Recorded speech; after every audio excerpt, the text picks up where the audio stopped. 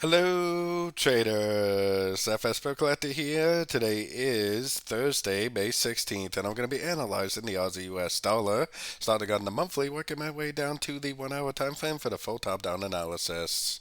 So on the Aussie dollar, I definitely still think this is a W. I think this is three waves down for the X, and we should have three waves up for an ABC of wave Y. I think we're already in the wave C, and I think this will end up going up, probably taking out these highs, probably end up looking something like that on the monthly time frame. So taking it down to the weekly time frame. On the weekly time frame, I think this is very clearly the end of a wave B.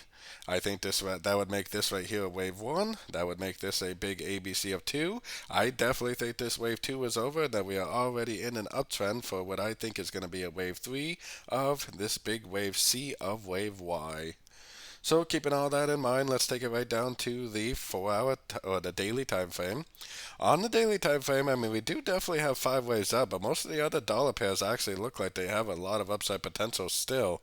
So I don't really think this trend is over. I think it's going to potentially stretch out into a much bigger move, maybe even go all the way up to these highs before we actually end the wave 1, go down for a wave 2, and then go back up for the wave 3, because I think this is the end of a crescent, end of a wave 2. This is a wave 1. So that means we're already in a wave 3, so we probably will have a 1 of 3, a 2 of 3, and a wave 3 of wave 3.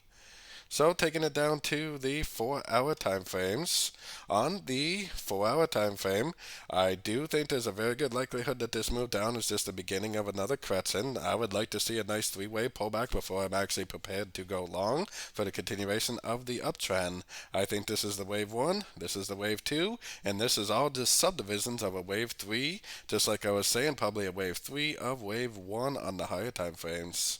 So taking it down to the 1 hour time frame is where I got my Fibonacci retracement on this last push up, the last series of higher highs, higher lows. I would definitely like to see a three-way pattern down to a fib level. As of right now, it kind of looks like we're only in a wave A. I would expect to see a wave B. I would expect to see a wave C. Once I see an ABC crescent down to a fib level, and then I see a nice engulfing move to the upside, nice break of structure to the upside, that is definitely what I will be looking for my next entry to go long for the continuation of the uptrend. So don't forget to join my free Discord channel, which is linked down here in the corner. And don't forget to check out my membership program that gives you access to all my daily live trading sessions. And it also gives you access to all my swing trade setups that I share with the group at the time of entry by signing up at my website, fxpipcollector.com. As always, thank you and happy trading.